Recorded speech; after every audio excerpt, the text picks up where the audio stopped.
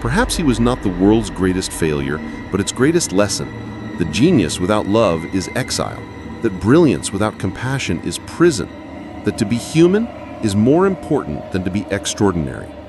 And maybe, just maybe, his story is not about him at all. Maybe it is about us, about the way we measure worth, about the way we treat those who shine too brightly, about the silence we leave behind when applause fades.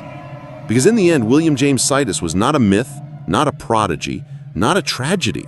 He was simply a man searching, as we all are, for a place to belong. In dusty archives, tucked away in corners of university libraries and basements, fragments of William James Sidis's life remain.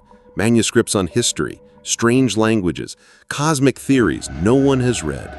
They are bound in fading covers, handwritten in a precise, elegant script, left to gather dust, as if waiting for someone, anyone, to open them.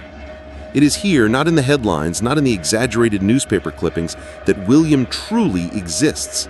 Every page is a conversation with himself, an echo of the boy who once stood in Harvard's lecture halls speaking of fourth dimensions with childlike clarity. The difference is that here, in his solitude, he was not performing, he was exploring. Some scholars have stumbled upon these papers over the decades, shocked by their breadth. He wrote about Native American history with a depth of care that professional historians could not match. He invented languages, not for display, but for the sheer joy of creation. He speculated about the cosmos, time, and life with the same intensity he once brought to mathematics. And yet the tragedy remains. Almost no one knows these works exist. The world remembers Sidis as a cautionary tale, the prodigy who vanished. But within these forgotten files lies another truth.